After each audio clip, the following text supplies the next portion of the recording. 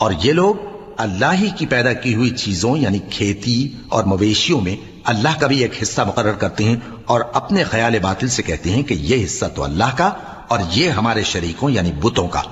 तो जो हिस्सा इनके शरीकों का होता है वो तो अल्लाह की तरफ नहीं जा सकता, और जो हिस्सा अल्लाह का होता है वो इनके शरीकों की तरफ जा सकता है।